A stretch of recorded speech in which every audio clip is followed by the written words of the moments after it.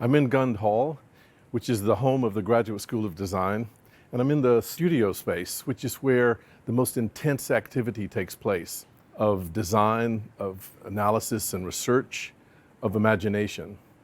We'll speak about the architectural imagination, and I'm going to suggest that some concept like the imagination is necessary if we want to treat architecture as a mode of knowledge. The classical philosophers said, the soul never thinks without phantasm, which is to say that thought needs a material image, something to carry the thought. So we begin to think of the imagination as bridging the gap between perception and understanding. What's implied is that there's actually a space in the mind where the work of picturing takes place. The imagination is different from other mental processes like perceiving or remembering, insofar as to perceive something requires that something has to be there. And that's not required of the imagination. And even to remember something, the event or the object or the person, it had to have already been there in order to remember. But the imagination creates its image. The image isn't there until the imagination produces it. The imagination is also different from a concept because the imagination requires the materialization of thought. For example, I can conceptualize freedom. I can even explain to you what freedom is as a concept, but it's very difficult to show you freedom. In order to show you freedom, I would have to construct a picture. I would have to construct a scene. Then I could help you imagine freedom in that materialization, in that scene, in that picturing. So we should think of the imagination as the capacity for producing images, the mental capacity to picture things. And what we want to show is that there is a specific kind of imagination, which is the architectural imagination. Look at these two images. Let's say you know nothing about them. You don't know what their function is, you don't know who their patron was, you don't know where they are, but you can already start to compare them nevertheless. One is made of stone, the other one is made of white stuff and glass, probably wood or steel. Look at how they meet the ground. One is nestled into the ground. It sort of almost seems to be emerging from the earth. Indeed, some scholars would say that it even compares itself to the landscape and to the mountains around it. It almost wants to become like a mountain.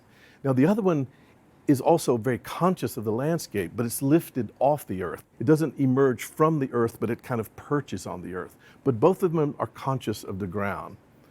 Already the architectural imagination is starting to emerge. And then we could also say they have something else in common. They both have a kind of wrapper which encloses a single volume. But the wrapper is very special. It's a modulated wrapper. It's made of columns, even though one has stone columns, one has steel columns. Even though the columns have different spacings, the space in between the columns is important. The proportion of space in between the columns and the rhythm of the columns is important. And then look at how the columns meet the horizontal beam, or what we call the entablature. In one case, there's a very articulated picture of the joinery, the way the vertical column meets the entablature, and there's several pieces in between that make that transition from horizontal to vertical articulate.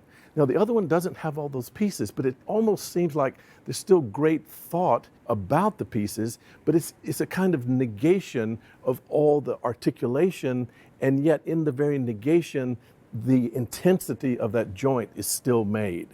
So what do we have? They're both empty rectangular volumes defined by a wrapper, and the wrapper is articulated by columns and space which have a geometry, a kind of geometrical proportional system.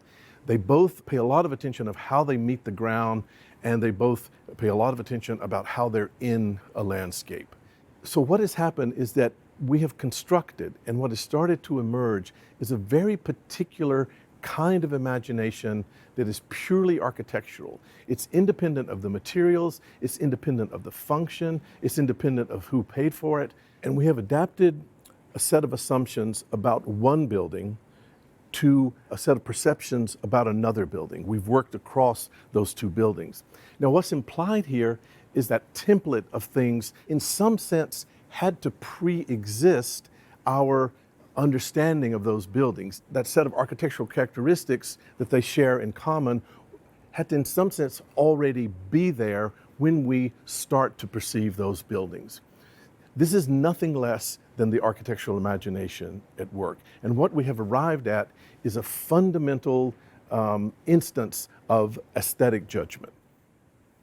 In the comparison, that set of assumptions emerged, and it is as if it pre-existed in order that you could make the comparison in the first place. So what's happening is that, let's say, a very old building is shaping our perception of a very new building, but also that more modern building is shaping our perception of the old building.